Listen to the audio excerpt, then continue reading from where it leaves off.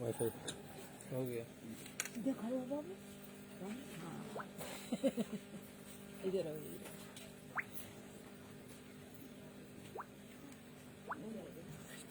किसको फोन किया?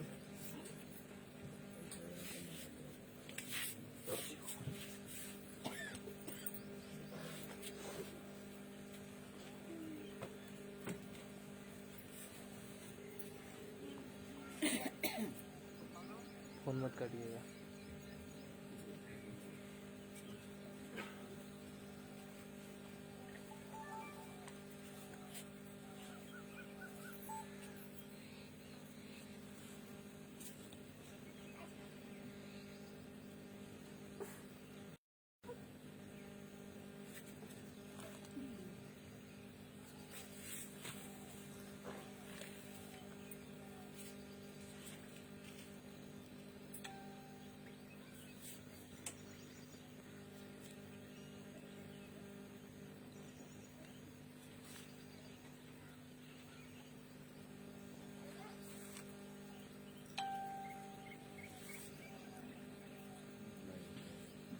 बच्चों को नहीं सुनोगे तुम्हारी समझ में कुछ नहीं आएगा। क्या अच्छा है, क्या बुरा है, क्या पाप, क्या पुण्य, क्या सुख, क्या अशुभ, ये सब जानकारी सत्संग ही सिखाता। इसीलिए कलयुग में हम सब जीवों को सही और सच्ची दिशा रास्ते पर चलाने के लिए संत महापुरुषों ने सत्संग जारी किया कि जब सत्संग बच्चों को सुनोगे तो तुम्हारी समझ में सब आ जाएगा कि असली क्या है, नकली क्या है, सत्य क्या है, झूठ क्या है, अच्छा और बुरा, ये सब आपकी समझ में आ जाए। जब बड़े बड़े ऋषि मुनि हजारों वर्ष तपस्या जंगल सच्चाई अच्छाई को वो भी नहीं बेचारे समझ पाए। योगियों ने तरह तरह के योग लगाए लेकिन मन को सही अच्छी दिशा नहीं दे पाए। ब्रह्मचारियों ने नियम संयम करके शरीर को निरोग हष्ट पुष्ट रखा लेकिन मन पर कंट्रोल नियंत्रण वो भी नहीं कर पाए। देखो कितना ये पेचीदा मामला है जिसे आकर के कलयुग में संत महात्मा के खड़ा किया। अब जीव सच्चाई को न पकड़े, अच्छाई को न पकड़े, बुराई को न छोड़े, चोरी न छोड़े, व्यभिचार न छोड़े तो उसकी कमी है, फिर वो सजा पाएगा इसकी। लेकिन संत महापुरुषों ने किसी सच्चे अच्छे रात को छिपाया नहीं। गूढ़ हो तत्व न संत दुराऊ, के गूढ़ रात को संत महापुरुषों ने कभी छिपाया नहीं है, जिसको लोगों ने खोला भी नहीं। ऐसा मालूम होता है वो लोग जानते नहीं थे या उनको ये राज रहस्य खोलने का अधिकार नहीं था। कोई बात तो जरूर रही होगी। तो ये सच्चाई का रास्ता कलयुग में मिला। सच्चाई का मतलब संत मत, सच्चा रास्ता, सच्चा विचार और सच्चे मंडल की तरफ जाने की तैयारी। एक बार भ्रष्टाचार बढ़ गया तभी तभी का इतिहास ये बताता है कि कोई न कोई शक्ति परमात्मा की तरफ से आती जाती है धर्म की स्थापना के लिए और मानव सुधार के लिए। ये तो काम हुआ है लेकिन जीवात्मा के उद्धार के लिए पिछले युगों में कोई शक्ति नहीं आई। न ऋषि मुनि, न योगी महर्षि, न अवतारी शक्तियां, न ज्ञानी वैज्ञानी। इनके अंदर जीवात्मा को जगाने, परमात्मा से मिलाने की कोई ज्ञान, कोई युक्ति नहीं थी, क्योंकि ये सब काल शक्तियां बीच के लोग से आई हैं। हमारी जीवात्मा सबसे ऊपर के लोग, सतलोक, सच के नामी धाम। परेशानी का कारण तो ये है, जब जब सच्चाई अच्छाई से दूर चले जाओगे और बुराइयों को बढ़ा लोगे तो आपत्ति मुसीबत तो फंसी जाओगे आप। जय गुरुदेव, जय गुरुदेव, जय गुरुदेव, जय गुरुदेव। नाम किसका? प्रभु का। जय गुरुदेव। नाम किसका? प्रभु का। जय गुरुदेव। नाम किसका? प्रभु का। प्रभु का प्यारा नाम। जय गुरुदेव। समृद्ध दाता दयालु पूज्य स्वामी जी महाराज, आज के इस प्रातःकालीन नैमिषारण्य की तपोभूमि पर लघु सत्संग में सम्मिलित होने वाले समस्त गुरासिक प्रेमीजनों, बड़े सौभाग्य की घड़ी होती है जब संत महापुरुषों का दर्शन दीदार, उनके वचन वाणी सुनने का अवसर मौका हम सब मानव इंसानों को अपने जीवन में मिलता है। ये तो निश्चित है, कोई न कोई पुण्य कर्म आपका जागा है, तभी ये स्थिति बनी है, तभी महापुरुष आए हैं, उनको जानकारी देनी पड़ी। ये तुम्हारे पुण्य कर्मों का फल है, तुम नहीं आए हो, तुम्हारे पुण्य कर्म तुमको यहाँ घसीट के ले आए। क्योंकि पुण्य कर्मों का मतलब अर्थ यही होता कि पुण्य पुंज बिन मिले न संता, संत बिना सूझे नहीं पंता। बिना पुण्य कर्मों के संत महापुरुषों का मिलन, दर्शन दीदार नहीं होता। और जब संत महात्मा जब तक नहीं मिलेंगे, मानव जीवन का असली राज रहस्य आपकी समझ में नहीं आएगा कि परमात्मा ने हमें आपको ये मनुष्य मंदिर क्यों दिया है। क्योंकि उसके पास तो बहुत शरीर है, पशुओं के, पक्षियों के, जंगली जानवरों के, कीड़े मकोड़ों के, वो तो 4 खान 84 लाख योनियां विभाजित है ये सब, लेकिन मानव शरीर क्यों दिया। बस समझना आपको यही है, अगर उसे तुम्हारे से रुपया पैसा की कमाई करानी होती तो तुमको उसके पास ऐसे शरीर है जो रात दिन कमाते, बैल है, घोड़ा है, खच्चर है, गधा, ये रात दिन कमाता, आपको इसी में जन्म दे देता, लेकिन मानव अनमोल मंदिर नहीं देता। अगर आपसे केवल बाल बच्चे औलाद पैदा कराना होता तो उसके पास 2 ऐसे शरीर है, एक कुत्ते और सुअर का, जो एक बार में 5-5, 7-7 बच्चे पैदा करता, उसी में आपको जन्म दे देता और भोगों की इच्छा पूरी करा देता, लेकिन मानव शरीर नहीं देता। यही समझना चाहिए। संत महापुरुषों ने इसी मानव शरीर के बारे में जो कुछ कहा गया, 4 वेद, 6, 7, 18 पुराण, 19 उपनिषद और 36 ऋचाएं, ये भी मानव शरीर के बारे में ही कह रहे हैं। तुझे क्या करना चाहिए, कैसा भोजन करना चाहिए, कैसे संसोवत में रहना चाहिए, कैसे कर्म करना चाहिए, यह शिक्षा सब यही दे रहे हैं। लेकिन जीवात्मा के बारे में कोई शिक्षा, कोई तालीम, कोई यहाँ कुछ किसी ने कुछ कहा ही नहीं। ऐसा मालूम पड़ता है इन लोगों को ये राज नहीं मालूम था, या उनको ये राज भेद खोलने का अधिकार नहीं था। कोई बात तो जरूर रही है।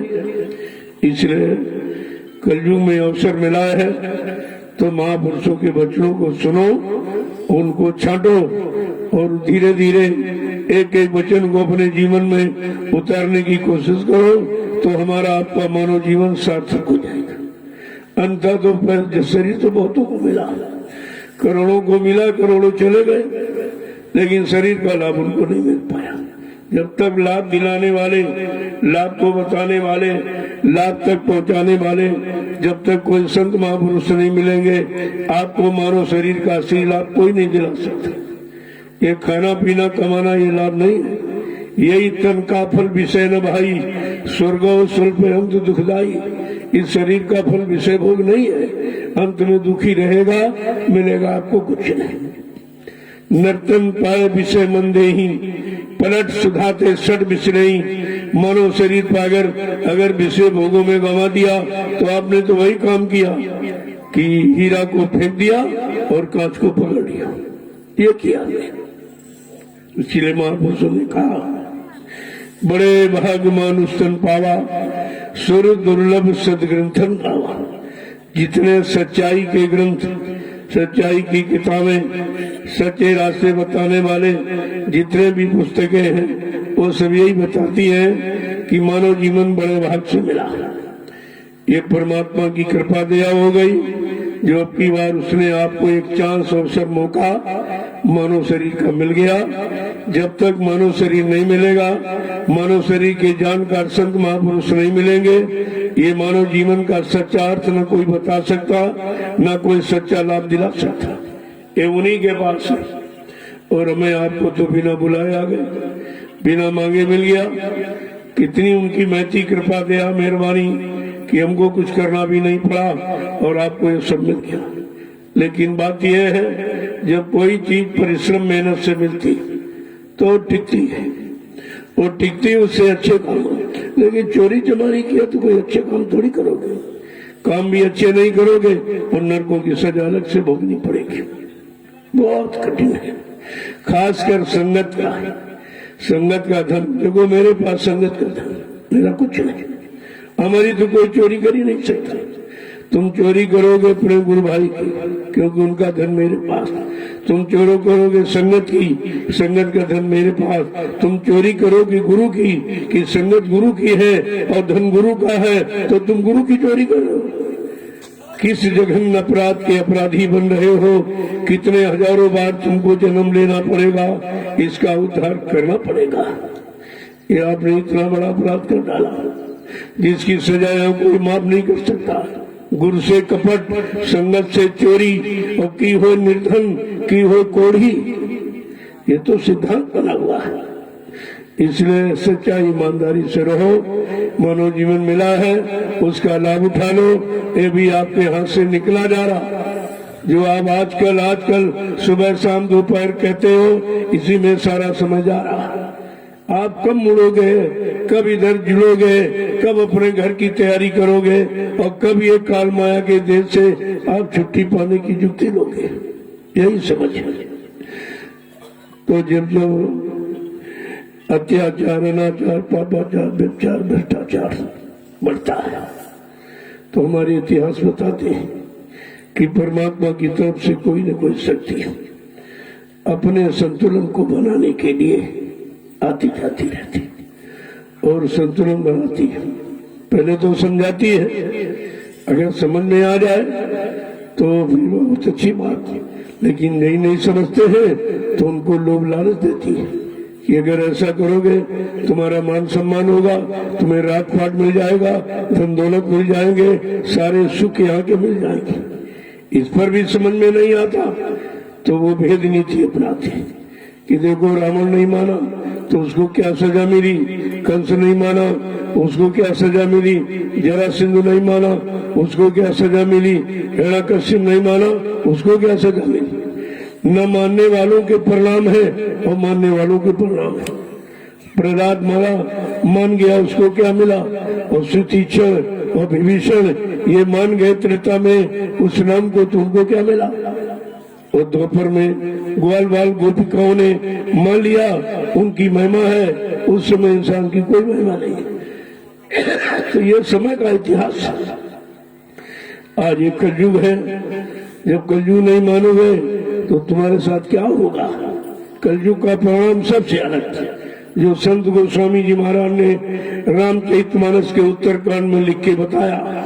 साधु अवज्ञा का फल ऐसा, जरे नगर अनाथ कर जैसा। अगर साधु संत महात्माओं की आज्ञा को उल्लंघन अगर किया गया, कोई समाज हो, कोई परिवार हो, कोई जातियां हो, कोई देश हो, वो जल के खाक हो जाएगा। कितना बुरा परिणाम है साधु संत महात्माओं के वचनों को न मानने का। लेकिन यहाँ तो कोई नहीं मान रहा, कोई सुन ही नहीं रहा, मानने की बात तो दूर। न कोई समझ रहा, न कोई ले रहा, न जीवन में उतार रहा, न जीवन को अच्छा सच्चा बनाने की कोशिश कर रहा है। तो अभी तो समय कम खराब है, शुरुआत हुई है, लेकिन आगे का समय बहुत खराब है, जिसका वर्णन नहीं किया जा सकता। मानव बुद्धि से सोचा नहीं जा सकता, मानव बुद्धि से उसका निराकरण नहीं किया जा सकता। इतना खराब समय आ रहा, तो कहा अभी वक्त है गुनाहों से तो तौबा कर ले। अभी वक्त है अपने अपने गुनाहों पापों को क्षमा करा लो, नहीं ये भी अवसर आपके हाथ से निकल जाएगा। क्योंकि यहाँ क्षमा करने वाली शक्ति कभी आई ही नहीं, वो तो आपके बुरे अच्छे कर्मों का परिणाम सुनाने वाली शक्ति आई। लेकिन क्षमा करने वाली शक्ति इस कलयुग में आई है, जिसको सदगुरु कहते हैं। हम अब उनको भी नहीं समझते। हमारे लिए आया, हमारे काम के लिए आया, हमारी व्यवस्था बनाने के लिए आया, हमारी जीवात्मा के उद्धार कल्याण के लिए आया, लेकिन हमने आपने उसी को पहचान नहीं पाया, समझ नहीं पाया, अपना काम करा नहीं पाया। तो ये कितना बड़ा दुर्भाग्य हमारा आपका है। यही बात आपको समझनी चाहिए। जरा महापुरुषों के दो वचन सुन लीजिए, नहीं कहोगे आप अपने मन से ये करके कह रहे हो। जब उनके वचन शामिल कर लिए जाते तो जीव को विश्वास हो जाता कि नहीं नहीं भाई, इन्होंने नहीं सबने कहा, जो आया जिसने किया और कराया उसी ने कहा। बाकी सुनाने कहने वाले किताबों वाले बहुत हैं, तो पिछले युग की कहानियां सुनाते, न वो युग आएगा न वो कहानी आपके काम आएगी, समय आपका बेकार चला जाएगा। भाई अब तो कलयुग के बाद सतयुग का नंबर है, और तुम त्रेता और द्वापर की बातें और इतिहास पढ़ोगे तो तुम्हें क्या मिलेगा? अरे भाई युग पीछे थोड़ी लौट जाएगा, तुम्हारे पढ़ने पढ़ाने से युग पीछे नहीं हो जाएगा। अब हमें आपको तो सतयुग की तैयारी करनी है, क्योंकि कलयुग के बाद सतयुग का नंबर है।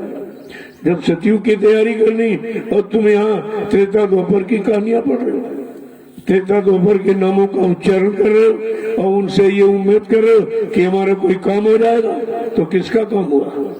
कितने युग निकल गए, कितना समय निकल गया, कितने वर्ष आपने गंवा दिए सीताराम राधे श्याम कहते कहते, लेकिन कोई काम नहीं। क्यों? वो शक्तियां काम करने आई थी अपने समय पर, उस समय पर जो लोग माने उनका काम हो गया और काम करके चली गई। अब तुम बुलाओगे तो तुम्हारे बुलाने से कैसे आ जाएंगे? अगर तुम्हारा पिता शरीर छोड़ के चला जाए तुम उनको बुलाओ तो आएंगे? उनका फोटो रख करके अर्चना वंदना प्रार्थना करो, क्या वो प्रार्थना तुम्हारी सुनेंगे या सुन करके आएंगे या तुम्हारा कोई काम करेंगे? इतनी छोटी बात को अभी तक नहीं समझते, सब उसी पिछले इतिहासों में जुटे पड़े हुए जहाँ कुछ मिलना नहीं। जब ये कह दिया गया गुजरा हुआ जमाना आता नहीं दोबारा, जो वक्त घड़ी समय निकल जाता है वो हाथ नहीं आता। कहा कि कही हुई बात और बिछड़ी हुई मात कभी वापस नहीं आती है। यह सब जानकारी आपको मिली, लेकिन आपने कोई जानकारी को समझ बूझ के नहीं लिया। केवल सुनने सुनाने पढ़ने पढ़ाने गाने बजाने मनोरंजन में सारा समय आपने निकाल दिया, लेकिन शिक्षाप्रद जो आपके वचन मिले उनको कभी नहीं उतारा।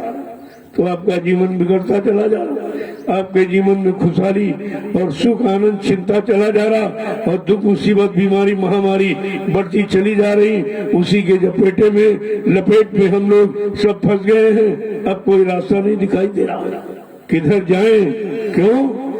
कलयुग घेरे चारी ओर, मनुआ जई हो कोई ओर। तुम किधर जाओगे?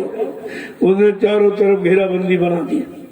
जब घेरे में सबको फंसा लिया तब संत महापुरुषों को कहना पड़ा, ऐ कलयुग मैं तुझे भगाऊंगा और सतयुग को लाऊंगा। कितना बड़ा संकल्प, कितनी बड़ी प्रतिज्ञा, कितना बड़ा वादा हम सब जीवों के लिए संत महापुरुषों ने किया, और आपने उनको बिल्कुल नहीं समझा। ये तो वादा प्रतिज्ञा किसी ने नहीं किया, जो बाबा जय गुरुदेव जी महाराज ने किया, किसी ने नहीं। किसी को मालूम ही नहीं है सब। युग परिवर्तन करना ये इंसान की बस की बात है, और किसी भगवान की बस की बात नहीं है। जिनको आपने भगवान माना उन्होंने स्थित परिस्थितियों में परिवर्तन किया है, लेकिन युग का परिवर्तन नहीं किया। आज युग परिवर्तन की आवाज उठी है कि कलयुग में कलयुग जाएगा और कलयुग में सतयुग आएगा। ये कितनी बड़ी बात है कि धर्मशास्त्र कहते हैं जब एक युग समाप्त होता तब दूसरा युग आता है, लेकिन संत महापुरुषों ने अपनी समृद्ध शक्ति की पहचान दे दी। अभी कलयुग का प्रथम चरण 5,500 वर्ष ही निकल पाए और बीच में आवाज लगा दी कि कलयुग में कलयुग जाएगा और कलयुग में सतयुग आएगा। यानी कलयुग को जाना पड़ेगा और सतयुग को आना पड़ेगा। कितना बलपूर्वक कितना चैलेंज करके कहते हैं इसको जाना पड़ेगा और उसको आना पड़ेगा। ये दोनों तरफ का इशारा हो रहा, न कलयुग अभी गया न सतयुग आया, लेकिन तैयारी हो रही। क्या कहा था? कलयुग सतयुग के टक्कर में बच्चों निकल कछू मर जाएगा। वो सत्य है और सबका निकल रहा। संसार वाले जलेंगे, आज तुमको भी लगेगी कि तुम उन्हीं के बीच में रह रहे हो। तुम्हारा कोई गुरुदेव अगर अलग नहीं बसा होगा। अगर कुछ कर दिया जाए तो उसमें तुम भी नहीं बसते हो, तुम्हें बचाना है, उनको सबक देना है, देरी इस बात की, उनके यहाँ कोई देरी नहीं। और सब मसाला परिवर्तन का बना के रख दिया गया। कहा था मैंने, परिवर्तन का पूरा मसाला, पूरी भूमिका व्यवस्था बना के रख दी। जिस दिन तुमको इसके काबिल देखूंगा ये सौंप दूंगा। अब काबिलियत का पता कैसे चले? जैसे बिना परीक्षा के कोई विद्यार्थी अपनी काबिलियत योग्यता बता सकता, कोई डिवीजन पूरा बता सकता, वो परीक्षा ही बताती है। इसलिए जब परीक्षा की घड़ी आई और परीक्षा ली भी नहीं गई, परीक्षा की बात चल रही थी और बिना परीक्षा दिए ही सब फेल हो गए। कैसा अजीबोगरीब दृश्य।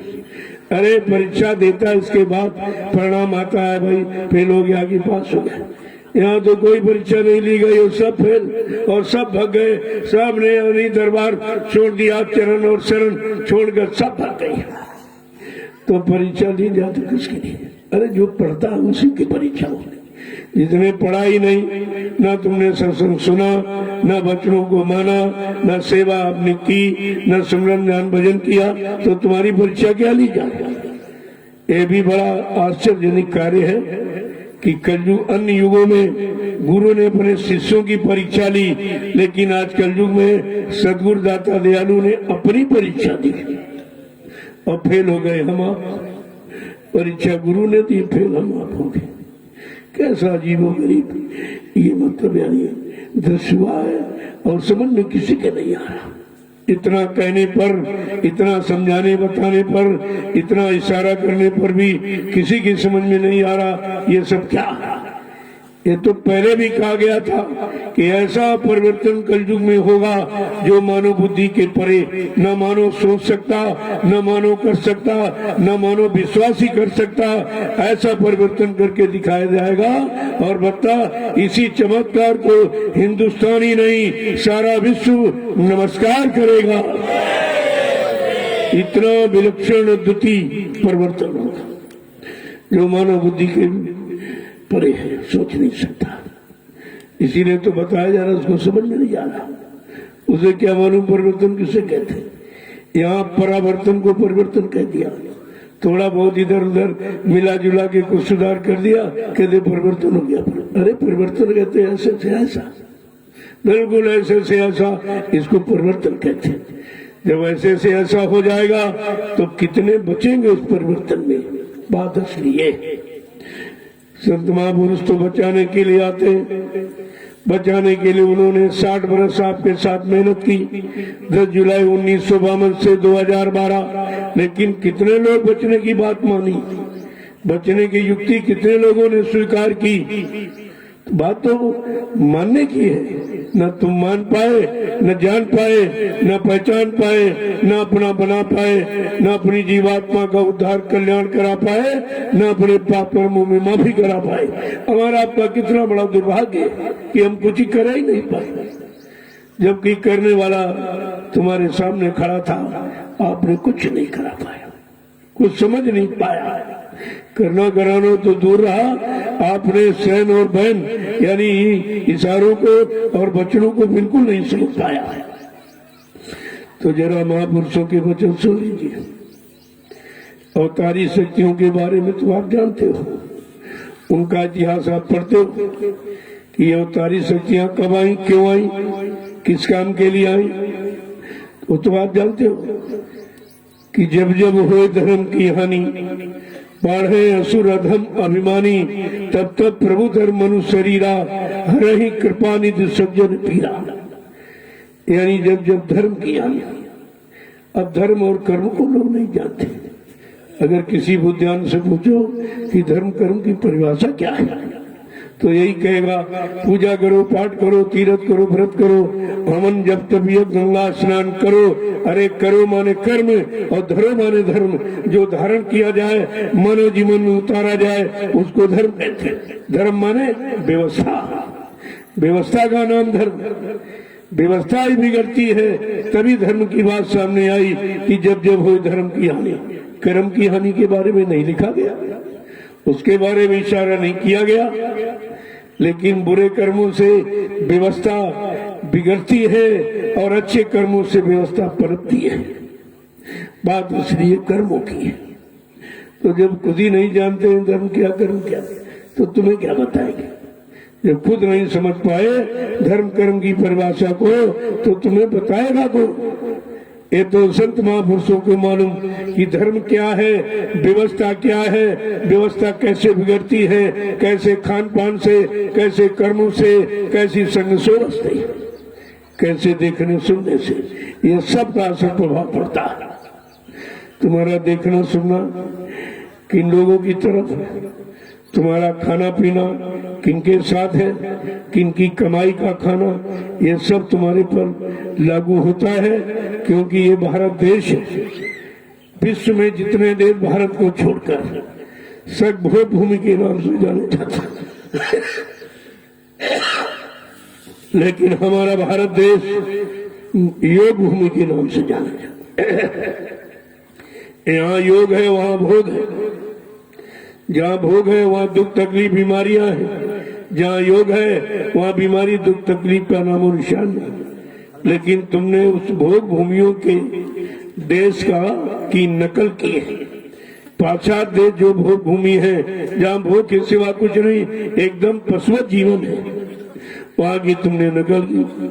वहाँ का तुमने खान पान अपनाया, वहाँ की बोली भाषा बोलते हो, वहीं के वेशभूषा पहनते बनाते हो, तो तकलीफ तो आपको मिलेगी। जब भोग भूमि की नकल करोगे, भोगी हो जाओगे, रोगी हो जाओगे, तो मुसीबत पाओगे। अगर भारत योग भूमि की नकल करते, अपनी भारतीय संस्कृति की मर्यादा बनाए रखते, तो हिंदुस्तान की धार्मिक धरती पर किसी तरह की कोई बीमारी नहीं होती। बीमारी का कारण हमारा गंदा खान पान, हमारे गंदी वेशभूषा, जिसको देखकर लोगों के मन खराब होते हैं। तुम अपना भी मन खराब करते हो, तुम्हें जो देखता है उसका भी मन खराब, तुम डबल सजा पाओगे। तुमने ऐसा भेष क्यों बनाया? अगर भारतीय वेशभूषा में रहते तो तुमको देखकर लोग खुशी होते, अपनाने की कोशिश करते, तुम्हारे प्रति आदर्श और श्रद्धा के भाव पैदा करते।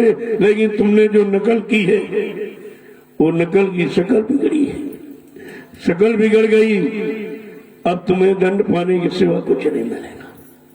तुमने भारतीय संस्कृति की मर्यादा समाप्त की है, भारतीय खान पान की तिलांजलि की है, भारतीय वेशभूषा जिससे शरीर यानी निरोग रहता है, और मतलब यानी शरीर में कोई विकार नहीं आने पाते हैं, तुमने वेशभूषा भी खराब कर दी।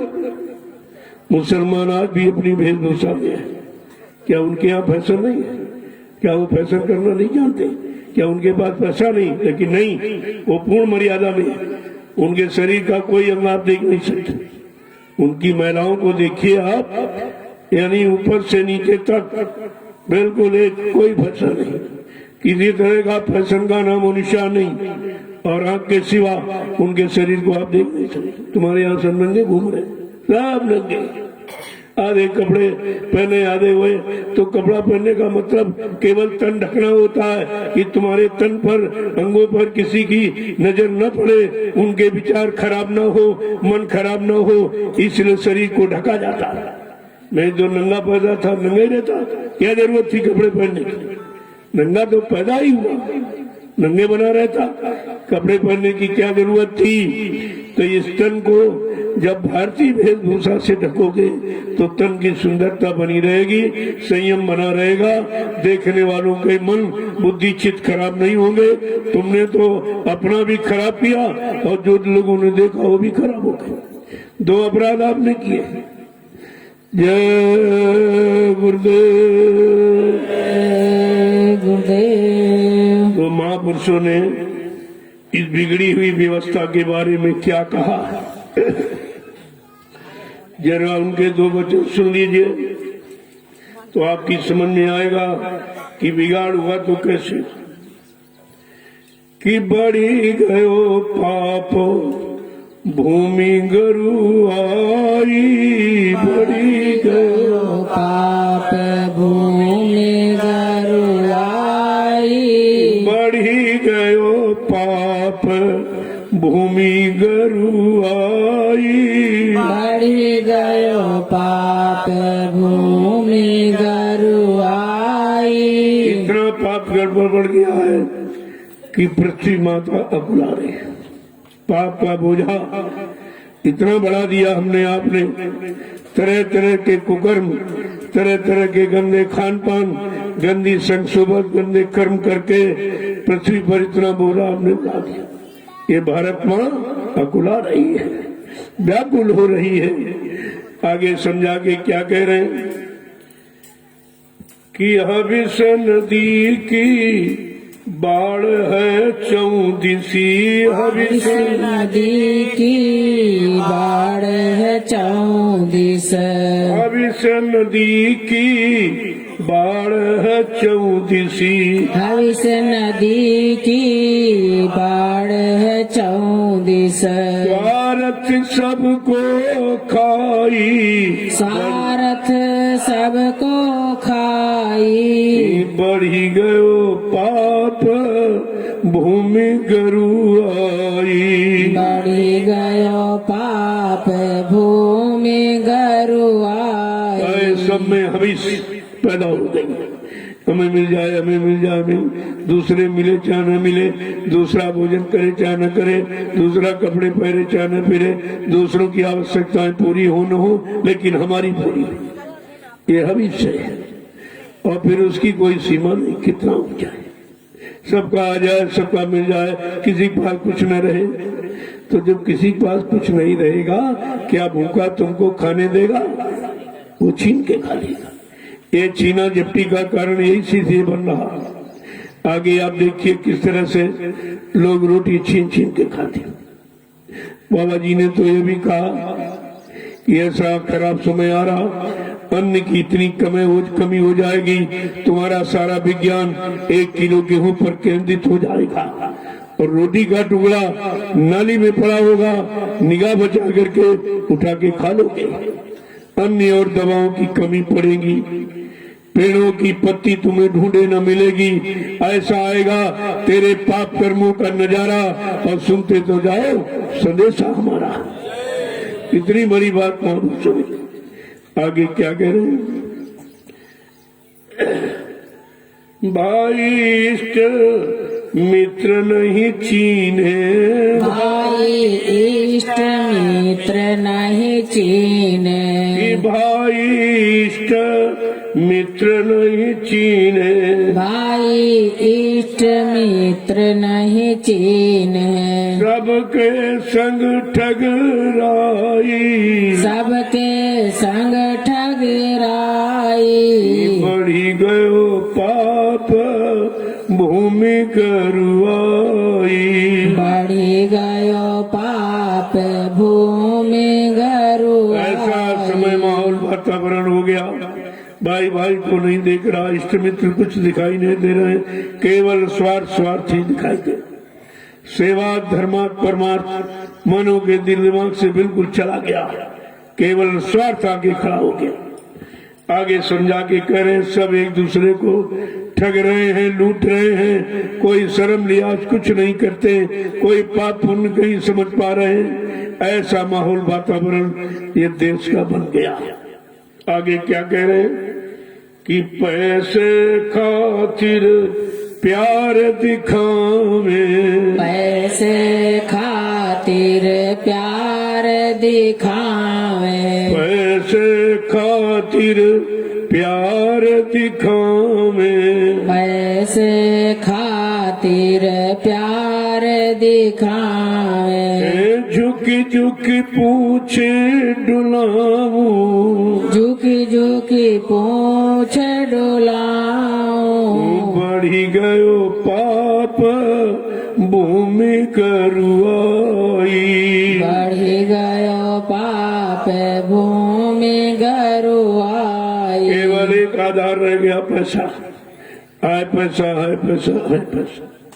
कैसे पैसा आवे? लूट के आवे, झूठ बोल के आवे, छल कपट बेईमानी करके, चोरी करके, डकैती करके, हिंसा करके, धोखा देकर, छल कपट करके, कोई भी स्थिति परिस्थिति अपनानी पड़े, लेकिन पैसा आना चाहिए। बिल्कुल एकदम केंद्रित हो गया, और पैसा तुम्हारे साथ जाएगा नहीं, क्योंकि तुम्हारा है नहीं। तुम तो नंगे केले आए थे माँ के पेट से, तो तुम्हारा कहां से होगा? ये किसी का दिया हुआ है, किसी का सहयोग है। अगर उस सहयोग का दुरुपयोग करोगे वो उसकी भी सजा देगा और तुम्हारे साथ ही जाने वाला है। अब संत महापुरुषों के इशारों पर, उनके वचनों पर अगर परमार्थ में लगाना सीख जाओ तो एक एक पाई लेके आप जा सकते, क्योंकि वो ऐसी जगह लगा देंगे जिससे आगे आने वाले भविष्य में लाखों लोग लाभ उठाएंगे। वो तो आपका साथ जा सकता है, बाकी कुछ जब ये शरीर ही साथ नहीं जाएगा। शरीर के लिए आप कितनी मेहनत करते हो, खेती, दुकान, दफ्तर, बिजली, व्यापार, मजदूरी, सब शरीर के लिए। इससे पूरा नहीं पड़ा तो चोरी करते हो, डकैती डालते हो, हिंसा करते हो, झूठ बोलते हो, छल कपट बेईमानी, ये सब करते हो शरीर के लिए। और शरीर नाशवान है, एक दिन ये जला के राख कर दिया जाएगा। जिसको सजाने में, खिलाने पिलाने में सारा समय आप खराब करते हो, एक दिन ये नंगा करके अग्नि में जला के राख कर दिया जाएगा, या गड्ढा खोद के गाड़ दिया जाएगा, या बालू बांध के फेंक दिया जाएगा। इस शरीर की क्या कीमत? अरे तो रोज अनुभव आप करते हो, एक तो प्रैक्टिकली अनुभव आपका हो रहा। तुम्हारे परिवार से, समाज से, गांव से, मोहल्ले से, शहर से कितने लोग रोज जा रहे हैं? क्या कोई लेके जा रहा? मकान लेके, दुकान लेके, पैसे लेकर, पत्नी बाल बच्चों को साथ लेकर कोई जा रहा? सब बेचारा नंगा अकेले जा रहा है, कोई साथी नहीं, कोई बराती नहीं, कोई संगाती नहीं, कुछ नहीं। देखो किस तरह कहते हैं, केवल पैसे के कारण तुम्हारे आगे पीछे पूंछ डुलाएगा, बसा ले लेगा तो धक्का मार देगा। जब उसका स्वार्थ निकल जाएगा तब धक्का मार देगा, चाहे शरीर के प्रयोग का, चाहे पैसे के प्रयोग का हो। शरीर का प्रयोग जब तक करेगा जब तक शरीर में शक्ति रहेगी। जहाँ बुढ़ापा आया तो पति पत्नी में झगड़ा शुरू हो जाता है, क्योंकि अब भोगों की इच्छा पूरी नहीं हो रही है। कहने का मतलब ये है कि जहाँ हमारा स्वार्थ लोभ लालच, हम वहीं पर रुके हैं। स्वार्थ लोभ लालच हल हो जाएगा, हम धक्का मार देंगे तो दुनिया के लोग, परिवार के लोग, समाज के लोग कितने स्वार्थी हैं कि अपना काम निकाल रहे हैं और तुम कुछ नहीं समझ पाते हो। अरे तुम भी अपने काम में लगो, सबको देकर, सबको खिला पिला के देख लिया, तुम्हें कुछ नहीं मिला, तुमको कुछ नहीं मिला, तो जरा कहा कुछ अपना काम कर लो। अब हमें अपना काम ही नहीं मालूम, हम इसी काम को अपना काम समझते हैं और जो कर रहे इसी को अपना काम समझते हैं, जबकि ये तुम्हारा काम नहीं, ये सब काल का काम कर रहे हो, काल का सामान इकट्ठा कर रहे हो। तुम्हारा काम तो जीवात्मा जगे, परमात्मा से मिले, अपने घर पहुंचे, ये तुम्हारा काम है। अभी तक हम अपने काम नहीं समझ पाए। बड़े बड़े विद्वान, बड़े बड़े ऋषि मुनि योगी, जिनको भगवान आपने माना, अवतारी शक्तियां, जब वो नहीं समझ पाए कि हमारा क्या है, पराया क्या है, हम अपना काम करें कि पराया काम कर रहे हैं, हमें इससे क्या मिलेगा, वो भी नहीं समझ पाए। लेकिन संत महापुरुषों ने क्या कहा? काम अपना करो जाई, पराये काम क्यों फंसना। गुरु का ध्यान कर प्यारे, इसके बिना नहीं छुटना। तुमने जिनका जिनका ध्यान किया, संसार में अपना बनाया, वो ध्यान तुम्हारे काम आने वाला नहीं है। अगर तुमने गुरु का ध्यान किया होता तो सारी गंदगी को तुम्हारे अंदर से निकाल देते, तुम्हारे मन बुद्धि चित्त को पाक साफ निर्मल पवित्र बना देते। ये उनका ध्यान। इसलिए कहा हमें ध्यान किसका करना चाहिए? क्या लिखा है? ध्यान मूलम गुरु मूर्तिम, पूजा मूलम गुरु पदम, मंत्र मूलम गुरु वाक्यम, मोक्ष मूलम गुरु कृपा। गुरु की कृपा पर मोक्ष निर्भर है। यानी कलयुग में क्रिया साध नहीं, कृपा साध है। अगर क्रिया साध होती, अब हमें आप सबको नामदान मिल गया तो हम तक क्रिया करके अपना काम बना देते। इसका मतलब है क्रिया साध, कृपा साध। किसी की कृपा, दया, मेहरबानी आप पर हो जाए, वो आपकी बना दे तब तो बन सकती, लेकिन स्वतः कलयुग का जीव अपना कुछ नहीं बना सकता, क्योंकि बिगाड़ने के सिवा हमने बनाने का काम जाना ही नहीं।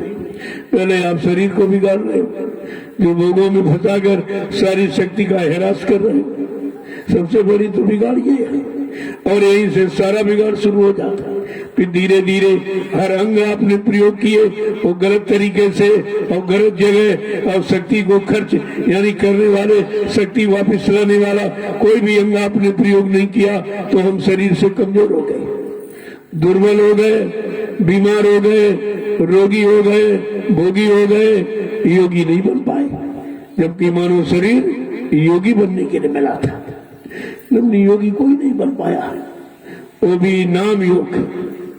योगी भोगी कुछ नहीं, ये भोगी सब योगी लिखने लगे और कहने लगे, अरे जिनको चाह गई चिंता मिठी, मनुआ बेपरवाह, जिनको कछु न चाहिए वो सहन के साथ, वो बादशाहों के बादशाह है, वो नाम योगी है, जिनको काल माया के देश का कोई सामान नहीं चाहिए। ये तो सब राजपाट में फंसे, धन दौलत में फंसे, मान सम्मान में फंसे, अपने को योगी कह रहे हैं। इनको यही भी नहीं शर्म लगती है कि योगी की परिभाषा क्या है। योगी भोग से संबंध रखेगा, योगी भोग के सामान को इकट्ठा करेगा, ये भी तो पहचान किसी को नहीं। आगे महापुरुष क्या कहते हैं कि बिन पैसे कोई बात न पूछे, बिन पैसे कोई बात न पूछे, बिन पैसे कोई बात न पूछे, बिन पैसे कोई बात न पूछे, चाहे बाप हो माई, चाहे बात हो, चाहे बाप हो माई, चाहे बात हो मारी, बढ़ी गयो पापो भूमि करुआई। तुम्हारे से प्रेम कहाँ हुआ, तुम्हारे पैसे से प्रेम हुआ। तो समझा के कह रहे हैं, कोई भी हो परिवार का, अगर तुम्हारे पास पैसा नहीं है तो तुम्हें कोई पूछेगा नहीं। आगे क्या कहें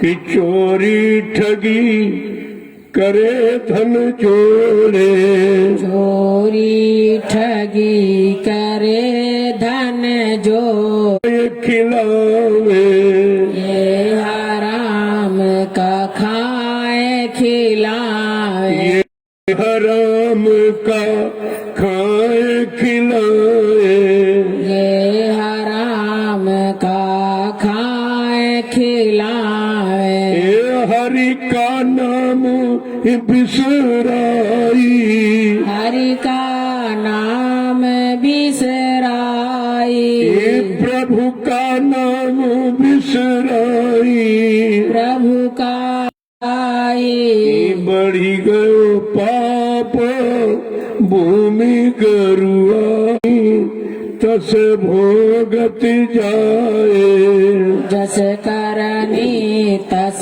भोगत जाए, जस करनी तस भोगत जाए, जस करनी तस भोगत जाए, अब इन्हें कौन बचाई, अब इन्हें कौन बचाई, बढ़ी गयो पाप भूमि करुआई।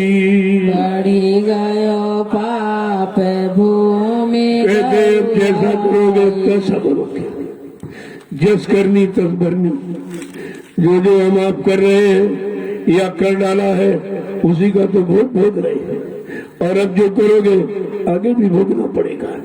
इसलिए एक बार करनी खराब करके कितने जन्म हम भरनी का काम करते रहते हैं, उसी को पूरा करते रहे, उसी लेन देन का भुगतान करते। इसीलिए कहा किसी का कर्जा अगर स्वप्न में याद आ जाए तो सुबह उठ के सबसे पहले उसका कर्जा दे देना चाहिए, कि पता नहीं फिर यानी अवसर मिले न मिले, और पूरी साधना करने के बाद भी अगर कोई कर्म कर्जा रह गया तो आपको आगे जाने नहीं देगा।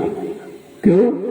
धर्मराज दरबार में सबका जहरा नहीं, वो सबकी तलाशी लेता है।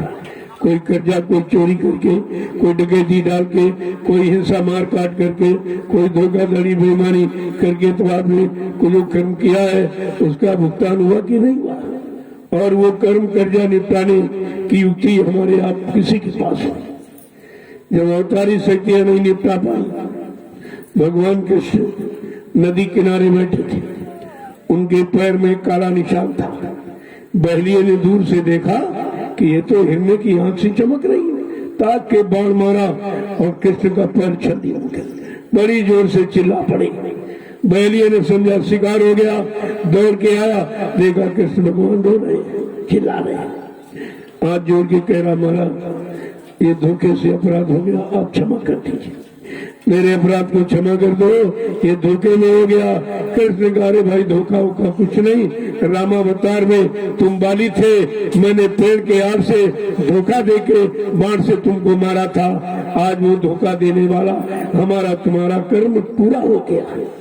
प्रेमियों जिनको भगवान कहते, जब उनको कर्म कर्जा देना पड़ा, ऐ इंसान तू किस गफलत में बैठा है, तुझे तो हर कर्म का बदला यही चुकाना पड़ेगा।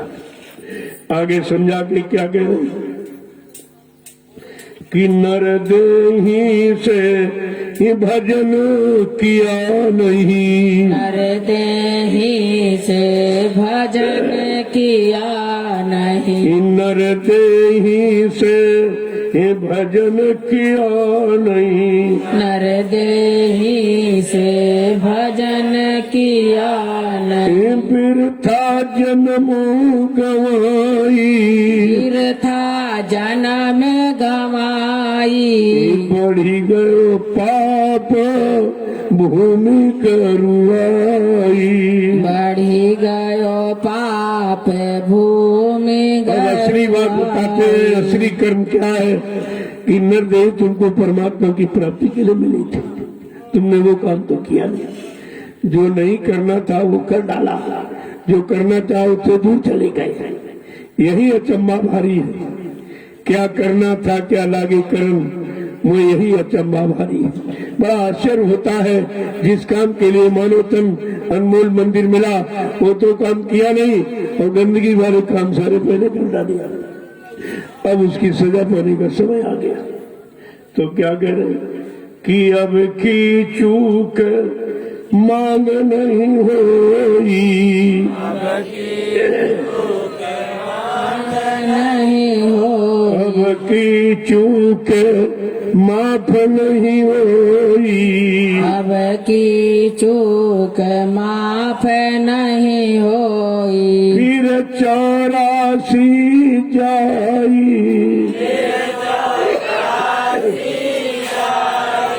बढ़ी गयो पाप भूमि करुआई, बढ़ी गयो पाप भूमि। आपकी बार अगर मनोती मन में चूक गए तो फिर माफी चाहिए, कभी 4 खान 84 लाख योनियों में जाना पड़ेगा। यही मानव योनि जागने का, मानव योनि बनाने का, मानव योनि तरने का यही समय है। अगर अपनी बार इस समय से चूक गए तो फिर 84 में भटकना पड़ेगा। इसीलिए महापुरुषों ने क्या कहा, जो जो भजन भक्ति से चूके तिनके मुख जम पल पल थूके, ऐसी कुगति होएगी सबकी जो नहीं धारे सदगुरु अपनी, और सदगुरु बिना कोई नहीं बांटे और नाम बिना 84 नाचे। नाम रहे संतो आधीना, संत बिना कोई नहीं चीना। नाम संतों के अधीन है, संत नाम के अधीन नहीं है। वो जब जैसा जीवों के लिए नाम उपयुक्त समझेंगे, अनुकूल समझेंगे, सरल समझेंगे, उसी नाम को जगाएंगे, उसी नाम से जीवों को लगाएंगे और पार करेंगे।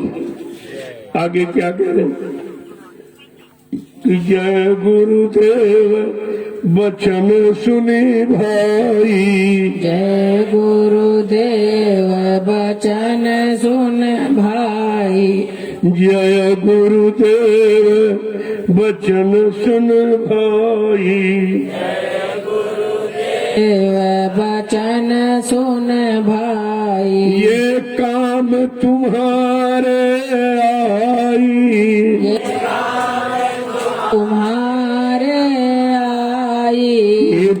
बढ़ी गयो पाप भूमि करुआई।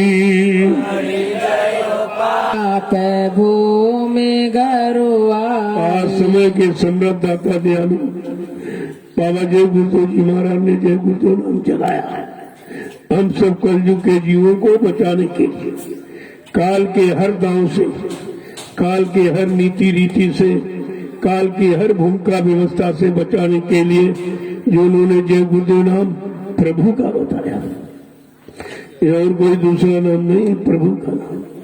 और प्रभु का नाम यहाँ कभी आया नहीं, न किसी ने बताया, न कभी प्रचार कराया गया।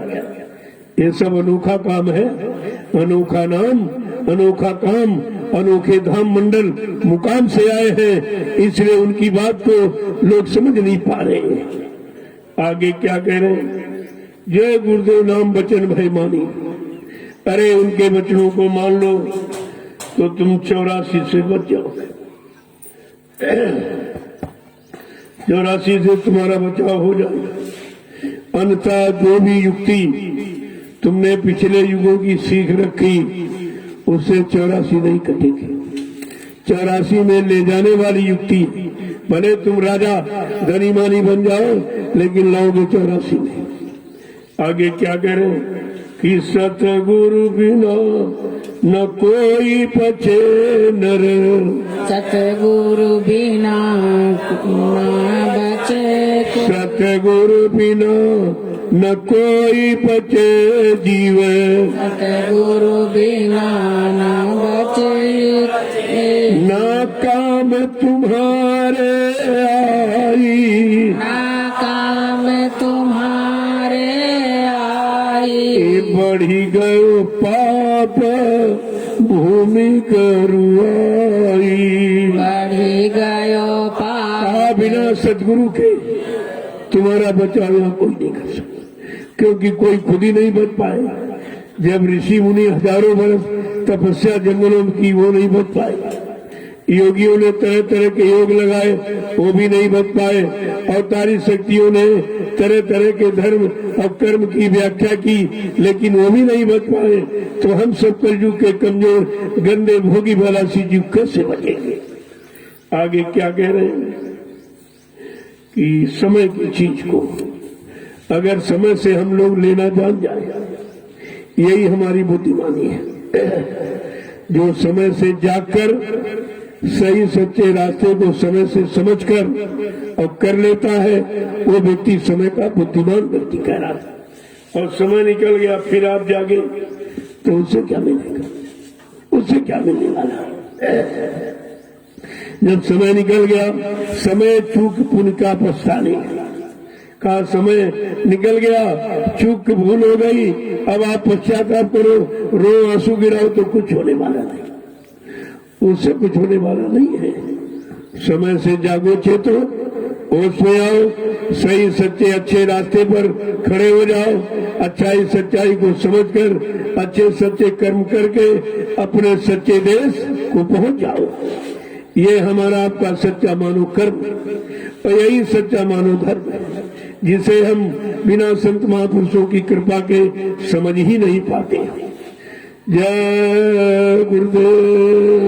जय गुरुदेव। जय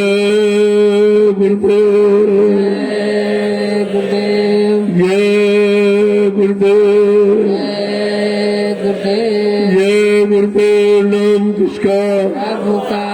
जय गुरुदेव। नाम किसका? प्रभु का। प्रभु का प्यारा नाम। जय गुरुदेव। जरा खड़े हो जाइए तो वो अभी नहीं खड़े हो पाए।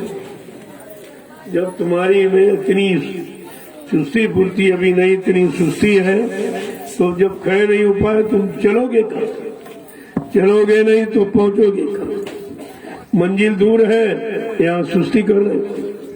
सुस्ती पूर्ति से काम करो, धीरज से अपने सारे कर्मों की गंदगी उतार दो, क्योंकि उतारने वाला आ गया।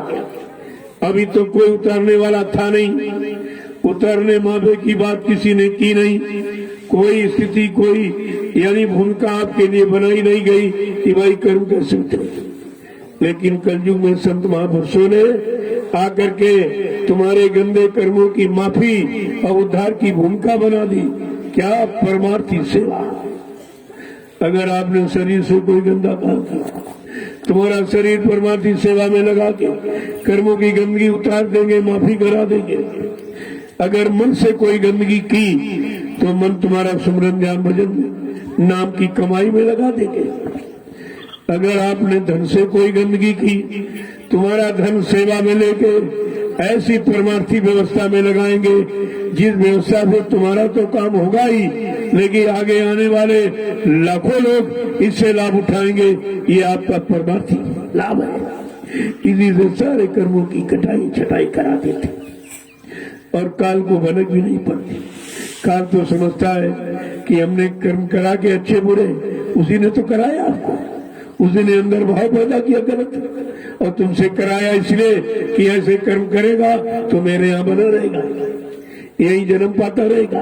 हमारा शासन, हमारी हुकूमत, हमारा अधिकार इस पर बना रहेगा। इसलिए उसने तुमको गंदे कर्म करने की प्रेरणा दी और तुम्हारे मन को खराब किया और मन ने शरीर को खराब कर दिया। तुम्हारा निजी स्वार्थ है और किसी का कोई भला नहीं कर पाते। लेकिन संत महापुरुषों ने परमार्थी सेवा रखी कि जिस सेवा से तुमको भी लाभ मिलेगा, तुम्हारी धन और तन और समय की सेवा से जो व्यवस्था बनेगी, आगे आने वाले यानी भविष्य में लाखों लोग उसका लाभ उठाएंगे।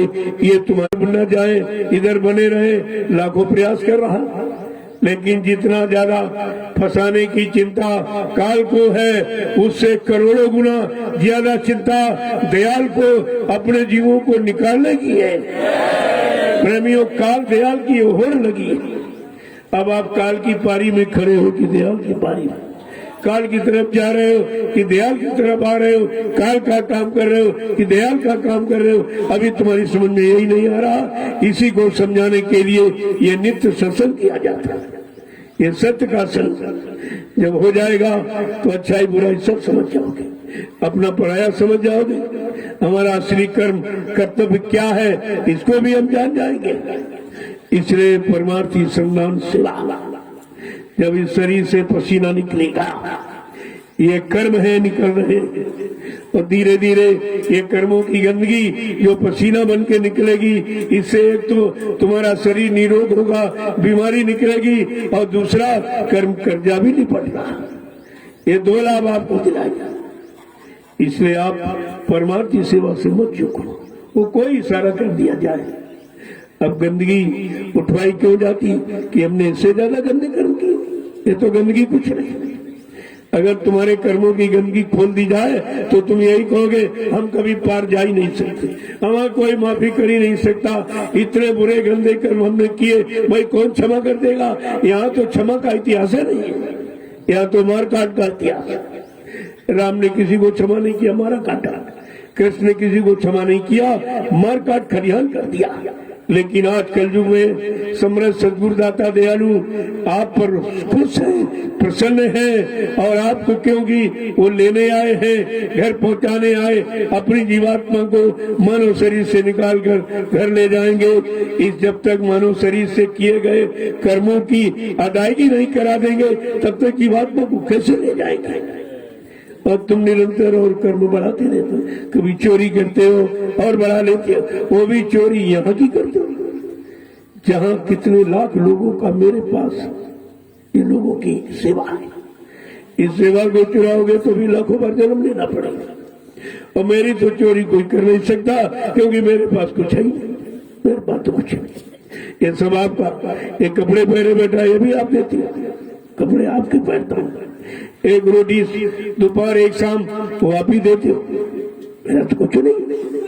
और ये गाड़ी आपने दे दी कि जल्दी से सब जगह सूचना फैला दो, सबको अच्छे सच्चे रास्ते की जानकारी दे दो, सतगुरु के वचनों को सबके कान तक पहुंचा दो। तो मैं आपके आदेश का पालन करता हूँ।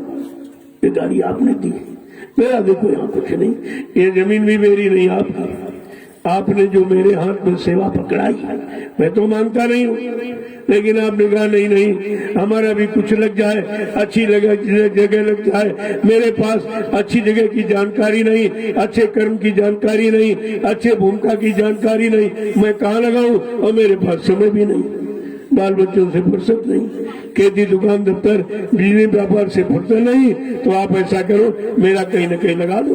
अब अगर ऐसी तुम्हारी श्रद्धा सेवा भाव है तो मैंने आपका लगा दिया, जो पहले आपने दिया वो ये लगा, ये जमीन अब दे रहे हो वो इमारत, इधर उधर ये सब जितना निर्माण कार्य हो रहा, ये आपकी गाड़ी कमाई, मेरा कुछ नहीं। इससे जब मेरा है नहीं तो मैं इसको अपना कैसे कह दूं, मेरा यहाँ कुछ नहीं। मैंने तो ये कहा, अगर आप लोग सच्चाई ईमानदारी से यहाँ संभाल लो तो मैं दूसरी जगह बैठ जाऊँ, वहाँ काम होने लगेगा, तीसरी जगह बैठ जाऊं। ऐसे धीरे धीरे सारे हिंदुस्तान में अच्छाई का माहौल वातावरण बन जाएगा, सब लोग सच्चे अच्छे काम में लग जाएंगे, सबका कर्म कर्जा उतर जाए। यहाँ तो सबके हित की बात है, सर्वभूते हिते रता, सारे जीवों का कल्याण हो, ये भूमिका तो वो है। इसलिए अब आप परमार्थी सेवा, ये बड़े सौभाग्य से मिली है।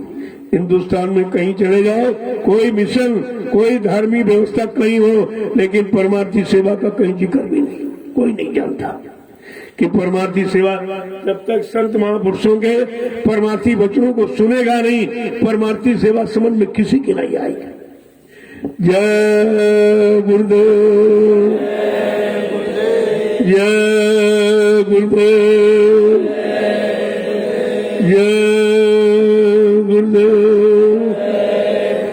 जय गुरुदेव नाम किसका, जय गुरुदेव नाम किसका, प्रभु का प्यारा नाम। जय गुरुदेव, जोर से बोलो, जय गुरुदेव, सब मिल बोलो, जय गुरुदेव, बोलना होगा, जय गुरुदेव, अभी से बोलो, जय गुरुदेव, दुख दर्द हरेंगे, जय गुरुदेव, सब कष्ट मिटेंगे, जय गुरुदेव, सुख शांति भी देंगे, जय गुरुदेव, सबके दाता, जय गुरुदेव, सबके मालिक, जय गुरुदेव, प्रेम से बोले, जय गुरुदेव। ये नाम नहीं इंसान का, ये नाम है प्रभु का, ये काम नहीं इंसान का। ये काम है प्रभु अब ये का। परिवर्तन का काम इंसानों के बस की बात है, क्योंकि ये मानव बुद्धि से परे है।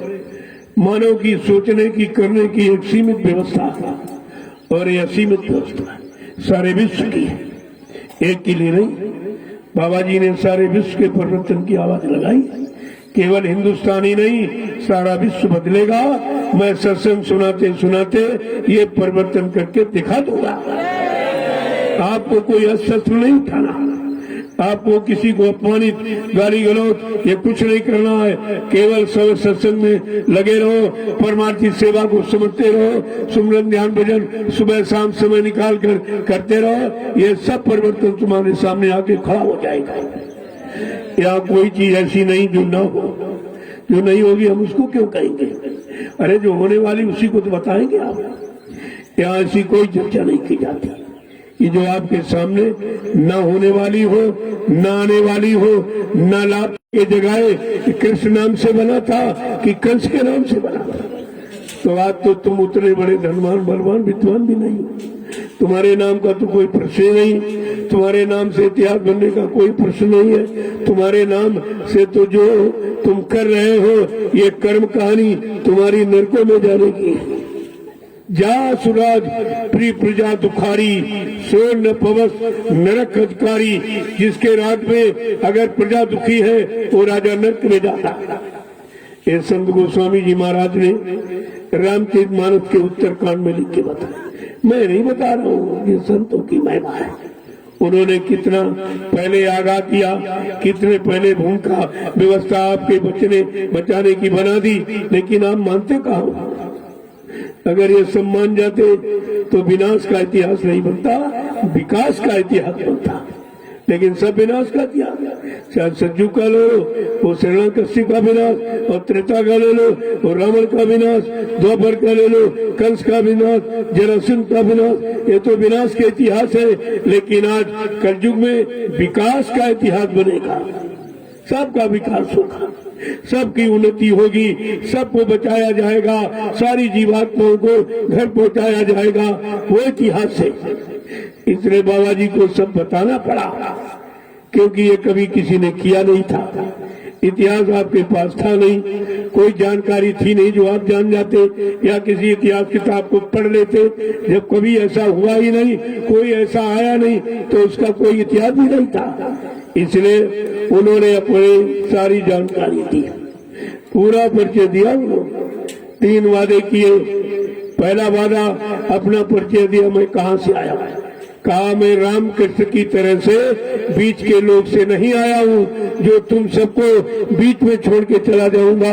न मैं ब्रह्मा के ब्रह्मलोक से आया हूँ, न विष्णु के विष्णुलोक से आया हूँ, न शनि कृष्ण, न शंकर के साकेत नहीं, शंकर के ऋषि लोक से आया हूँ, न राम के साकेत लोक से आया हूँ, न कृष्ण के गोलोक से आया हूँ, न देवी देवताओं के देवलोक से आया हूँ।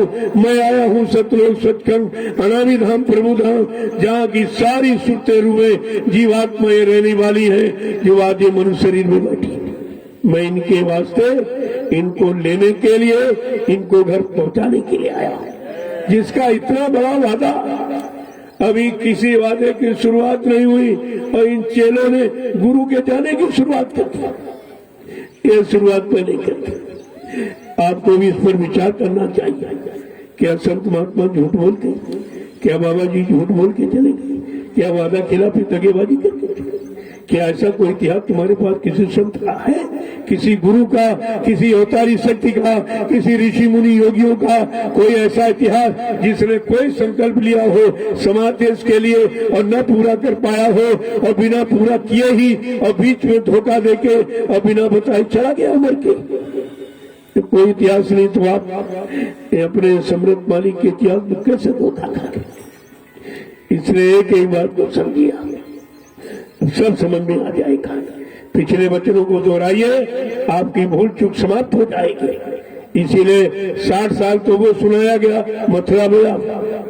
आप जब सब भूल गए और भूल करके इतनी दूर भाग गए जैसे कुछ सुनाया बताया नहीं गया था, ये आपने सुना ही नहीं था कुछ, तो फिर एक बार मौज हो गई। नहीं नहीं नहीं, फिर से इनको एक संदेश दे दिया जाए, याद करा दिया जाए बच्चों की। तमाम ऐसे लोग हैं जो बेचारे 1, 2, 3 बरस 4 बरस के नामदानी, उनको पूरा संदेश नहीं मिला, पूरी जानकारी नहीं मिली। चलो एक बार फिर इनको मौका दो। तो कहा पुराने अपना रेनू करा ले, और जो नए वो जानकारी ले। ये दोनों का लाभ है। तो इसलिए इन बच्चों को 8 वर्ष, वो भी पूरा हो जाएगा 18 तारीख से, 18 मई से वो भी पूरा हो जाएगा। अब देखिए 9 वर्ष हो गए। 9 वर्ष से बराबर 60 वो नहीं है, 69 वर्ष। 69 वर्ष की मेहनत आपने सब पानी में फेंक दी। जो तुम्हारे लिए थी, तुम्हारे कल्याण उद्धार के लिए थी, तुम्हारे पाप कर्मों में माफी कराने के लिए थी, आपने उसको नहीं लिया जो तुम्हारे लिए थी। जय गुरुदेव, जय गुरुदेव, जय गुरुदेव। नाम किसका? जय गुरुदेव। नाम किसका? प्रभु का प्यारा नाम। अब लोग सेवा में चलो, ये परमार्थी सेवा। ये गोबर जो गाय, ये तो बड़ा, गाय की हर वस्तु अमृत होती है। जिनको ब्लड प्रेशर की बीमारी हो, गाय सुबह गाय का पाजा उसके सिर से लेकर पीठ तक 2-4 बार ऐसे हाथ फिराइए, आपका ब्लड प्रेशर ठीक हो जाए। ये तो शरीर गौ, तभी गौ माता माता का कि माता हमेशा अपने बेटे के सुख की इच्छा करती है, कभी सुख पाने से सुख पाने लेने की इच्छा नहीं रखती। इसलिए गौ माता और गौ सेवा सबसे बड़ी। ऐसी कृपा करो गुरुदेवा, गौ संत की होवे सेवा। 2 सेवाओं का महत्व है, गौ और संत की सेवा का। तो आपको तो सेवा का अवसर मिला है। तो ये खाद उठाओ, इन्हीं गऊओं की है, वो उधर डाल दो जहाँ वो मूंगफली का खेत। जब मूंगफली खुद जाएगी तो ये खाद तो और इसमें डाल दी जाएगी, दूसरी फसल आपकी आ जाएगी। कि तुम तो सेवा करोगे, इससे जितना पैदा होगा, ये भंडारे में कितने लाख लोग इस अन्न का, सब्जी का या वस्तुओं का सेवन करेंगे, ये आपकी परमार्थी सेवा है, ये लाभ है। अब आपके लिए कल वो सेवा छूट गई थी, मैंने देखा आप थक गए हो तो जल्दी से बंद करा दिया। चलो कोई बात नहीं, आज कर लो, परसों कर लो, तुम्हें तो रोज सेवा मिलनी चाहिए। सब खत्म हो जाए फिर सेवा क्या करोगे? इसलिए धीरे धीरे मैं सब समझता हूँ। जब आप थक जाते हो मैं तुरंत बंद करा देता हूँ कि नहीं आप थक गए हो, अब थोड़ा विश्राम करो और कल अपनी फिर सेवा शुरू कर दो। अब आप जाइए सेवा करिए। देखो सारे जो भी भंडारे में बने वहीं पहुंचाओ, जहाँ लहसुन मिट्टी उठाते सब वहां बैठ जाएंगे, वहीं उनको करा दीजिए जलपान, अच्छा रहेगा। कोई वहां भंडारे में नहीं देना। जब जैसा आदेश हो समझ लो उसी में तुम्हारा लाभ। तुम मनमानी करोगे तो लाभ से वंचित हो जाओगे। ये प्रसाद वही जहाँ लोग श्रम करते, परिश्रम करते हैं, वो उनके लिए प्रसाद है। बाकी जो टेंट रोटियों में पड़े सो रहे उनको क्या मिलेगा? वो तो ऐसे आए ऐसे खाली लौट जाएंगे, कुछ नहीं मिलेगा, कुछ कोई लाभ नहीं मिलेगा, क्योंकि लाभ पाने वाला कोई काम ही नहीं करते। तो ऐसे तो आप अपना नुकसान कर रहे हो। ये हमारे यहाँ तो लाखों लोगों का अन्न आता है, ये अन्न खाकर लाखों लोगों का कर्जा क्यों लाद रहे हो? ऐसी सेवा करो जिससे लाखों लोग उसका प्रयोग करें और वो सब कर्जा तुम्हारा उतर जाएगा। ऐसे तरीके यहाँ अपनाए जाते, ऐसी भूमिका व्यवस्था यहाँ बनाई जाती है, सबको लाभ। अब देखो जो सेवादार अपनी सेवा भी करें सत्संग सुने, ये 2 लाभ प्राप्त करें और आप एक भी लाभ प्राप्त नहीं करो। आप भी चलिए, आप भी अपनी सेवा करो। अब आपको भजन कर लिया और सत्संग मिल गया, अब सेवा बाकी है, वो भी आपको। ये तीनों काम इसी नैमिषारण्य की तपोभूमि पर हो रहा। हिंदुस्तान में कहीं चले जाओ ये तीनों काम कहीं नहीं होते, और 3 ही आधार है। बिना इस आधार के कोई काम हो ही नहीं सकता, चाहे भौतिक हो चाहे आध्यात्मिक हो। ये दोनों काम इसी से होंगे। जब सत्संग सुनोगे, जानकारी मिलेगी, अच्छे बुरे की पहचान हो जाएगी, तब तुम्हारा मन कहेगा नहीं मैंने बहुत खराब किया, बहुत बुरा किया, कभी अच्छा नहीं किया। चलो परमार्थी सेवा करके अपने बुरे कर्मों का बोझा उतार देंगे। इसलिए सेवा रखनी जाती है। जय गुरुदेव। देखो यहाँ हर चीज अपनी समझो, यहाँ जो भी हो रहा सब आपका, और यहाँ जो है ये सब आपका। मेरा तो कुछ नहीं, मेरे पास कुछ है ही नहीं, मैं दूंगा क्या आपको? ये सब सबका। और जो करते हो अपने लिए करते हो, अपने काम पाप कर्मों के प्रायश्चित के लिए करते हो। देखो जितनी जमीन है सब आपकी, मेरे नाम 1 इंच जमीन कहीं नहीं। ये काम मैं नहीं करता हूँ, मैं ये बोझा नहीं लाता हूँ, आपने दिया और आपके काम के लिए बना दिया। इतना जरूर है, आप इसीलिए देते हो हमारा अच्छे काम में लगा देंगे। अब अच्छे काम में हम न लगाएं तो ये भार हमारे पर रहेगा। तो ऐसा काम क्यों करेंगे? हम ऐसा काम क्यों करेंगे? आपका ये देखो लगा हुआ, इतना सब्जी फार्म है, बिल्कुल निरोगी सब्जी है, इसे खाइए आप और भंडारे के माध्यम से, क्योंकि ये तो सब्जी है, भंडारे से महाप्रसाद बन जाएगा, फिर आपको उसका लाभ मिलेगा। ऐसे नहीं ऐसे तोड़े फोड़ोगे तो ये तो 2 मिनट में खत्म हो जाएगा, इतने लोग आएंगे। तो इसीलिए कोई काम करो सिस्टमेटिक ढंग से करो, जो व्यवस्था बनाई गई है उस व्यवस्था के अनुसार प्रयोग करो तो प्रसाद और लाभ दोनों मिल जाएंगे। अपनी मनमानी करोगे तो कुछ नहीं मिलेगा। ऐसे खाली आए खाली लट जाओगे। इसलिए यहाँ कोई अच्छा नहीं। देखो छोटे बच्चों को मत ले आएगा, विरोध हमारा नहीं है। अब तुम बच्चों की देख रेख करते नहीं, कितना नुकसान खेती में करते। छोटे छोटे अभी पौधे लगाए गए हैं, उनको नोच खो देते, उन्हें क्या मालूम। जब आप देख रेख नहीं करना तो उसको मत ले आए। अब एक औरत 4-5 बच्चे लेके आई, वो सेवा करेगी, वो बच्चों की सेवा करेगी और बोझा लाद रही, वो बच्चों पर भी अन्न का बोझा लाद रही, इनको भंडारे की रोटी खिला रहे हो, ये कोई सेवा तो बेचारे करते नहीं। क्यों ऐसा अपराध तुम करते हो? अपनी औलाद के बारे में तुम्हें कोई हमदर्दी नहीं है? इन पर कितना कर्जा लाद दोगे? इनका जीवन कर्जे में निकल जाएगा, इनको मिलेगा क्या? यह काम कभी मत किया। और तुम्हें बच्चे सत्संग भी नहीं सुनने देंगे, और सेवा भी नहीं करने देंगे, और भजन भी नहीं करने देंगे, और यहाँ संगत का नुकसान भी कर देंगे। ये सब बात आपको समझनी चाहिए, ये कहने की जरूरत नहीं है, आपको खुद सोचना चाहिए। जय गुरुदेव। देखो जो भी आवे अपने गेट पर अपना कार्ड बांट दे कि भाई कितने दिन के लिए आप आए हो, दिनों के दिन भी बताए, इतने दिन हम सेवा करेंगे, उसके बाद चले जाए। एक मर्यादा, जब मर्यादा तरीके से काम करोगे तो अच्छा काम हो जाएगा। तो वहां सबके लिए तो पूरी व्यवस्था है। अपना जो है वाई कार्ड दिखा दीजिए और बस आपका नाम लिख लिया जाएगा, आप कितने दिन सेवा करेंगे दिन लिख दिए जाएंगे। इसके बाद आपसे पूछा जाएगा, आप वहां जाइए कि हमारे दिन तो पूरे हो गए, अभी हमारी और इच्छा है, तो उतने दिन और लिखा दीजिए आप।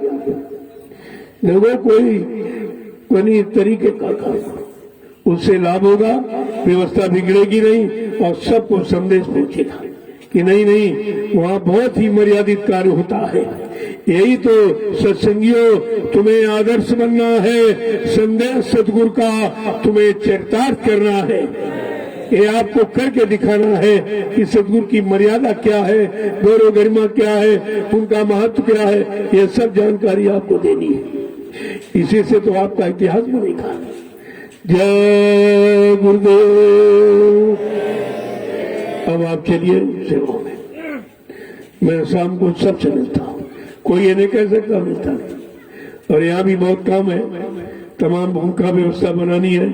मैं दिन भर कोई खाली थोड़ी बैठता हूँ, इतना काम है, इतने फोन आते हैं कि अगर तुम सुनो तुम्हारे कान खराब हो जाएंगे। यहाँ 100-150 फोन रोज। अब आप सोचिए, जब इतने फोनों पर बात की जाएगी तो समय कहाँ रहेगा? आप समझते नहीं अंदर बैठे रहते हैं, कुछ नहीं, ऐसा कुछ नहीं। यहाँ बैठने का काम ही नहीं। हम न बैठने आए हैं, न फूल माला पहनने आए हैं, न आपको कोई सामान लेने आए। मैं अपना काम करने आया। ये काम की बात है। यहाँ कोई सम्मान, कोई पद की बात यहाँ होती ही नहीं।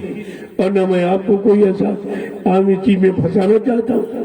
मैंने लोगों को मना किया, ये गंदी राजनीति है, इसमें मत कूदना, मैं गंदगी तुम्हारे भी सर मर जाएगी। लेकिन नहीं माने लोग।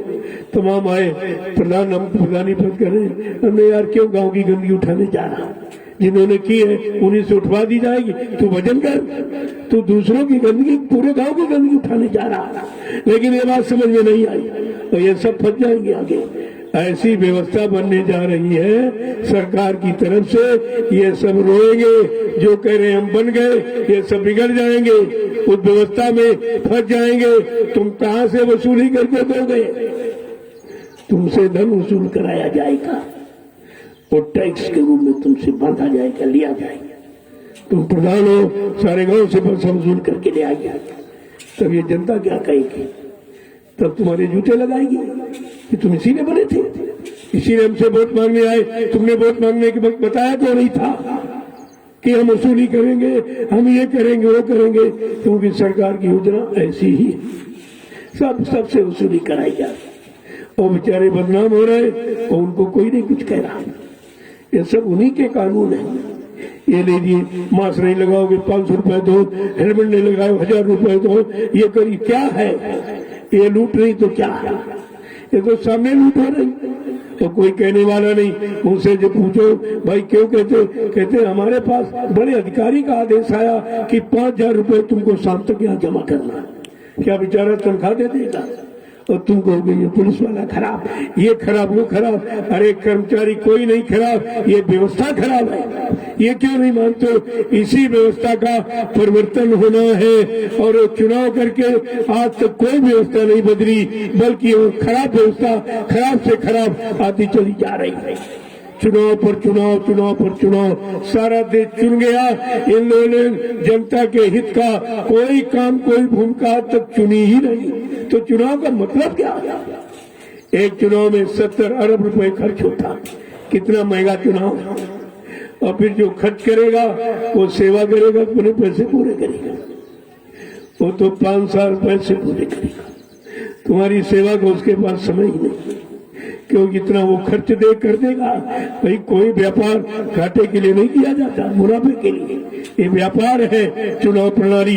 इतना पैसा खर्च करते, फिर उसी पैसे को मैं ब्याज, चक्रवृद्धि ब्याज के वसूल करते, 5 साल इसी वसूली में चला जाता। और तुम कहते हो हमारा काम नहीं हुआ, हमारा काम, हमारे गांव क्यों नहीं आया, हमारे शहर, हमारे वार्ड में क्यों नहीं आया। अरे उसके पास आने का समय नहीं है, वो अपने पैसे पूरे कर रहा कि हमने इतने पैसे लगाकर ये चुनाव खरीदा है, ये पद खरीदा है, तो वो उसकी कीमत जरूर चुकाएगा।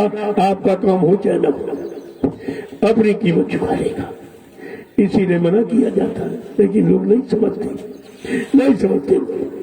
भूमिका बनाई गई कि अगर परिवर्तन चाहते हो, अच्छी भूमिका व्यवस्था चाहते हो, तो भी दूरदर्शी को समझ लो।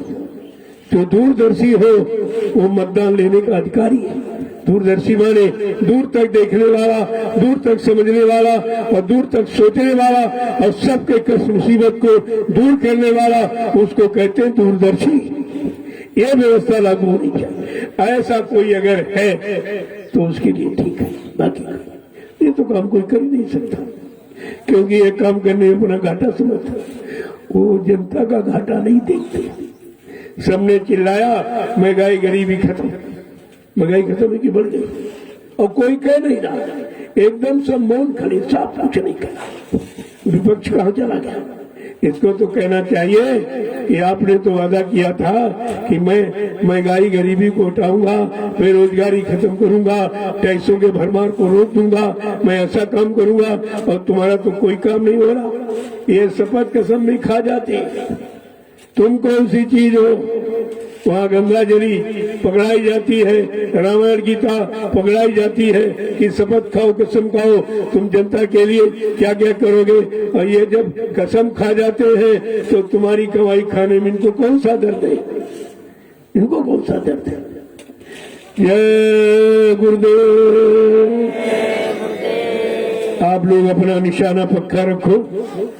किसी तरफ देखने से, किसी की सुनने मानने से हमारा काम नहीं होगा। 70 साल की आजादी में आपने सुनकर और देखकर और मानकर और सब तरह का सहयोग देकर देख लिया, लेकिन तुम्हारा काम कुछ नहीं। अब अपना काम समझो। जय गुरुदेव। चलो उधर सेवा जो बाकी रह गई, चलो फिर धूप हो जाएगी, धूप हो जाएगी। अभी से आप शुरू कर दो। चलो मैं देखूं कौन भाई पहले जाता, कौन पहले परमार्थी सेवा में लगता, और आपको वहीं पर अगर बीच में कोई मौका मिला मैं किसी समय आ सकता हूँ। ऐसा नहीं है, जब तुम सोते रहते मैं रात में निकलता हूँ, तुम सब सोए रहते। देखता हूँ कोई परेशानी है, किसी के पास ओढ़ना बिछाना है कि नहीं है, लेकिन इतने मस्त है इनको कोई भूखा नहीं। जब तुम परमार्थी सेवा करोगे तुमको नींद का पता नहीं चलेगा। अक्षर मच्छर सब है, लेकिन कुछ तुम्हारे भरोसा, क्योंकि इतनी अच्छी नींद आती है परिश्रम के बाद। इतना भोजन डाइजेशन इतना शुद्ध रहता है परिश्रम के बाद। ये और तमाम बीमारी इसी से पैदा होती, ऐसे बीमारी आपकी चली जाएगी। जय गुरुदेव। अब आप चलिए।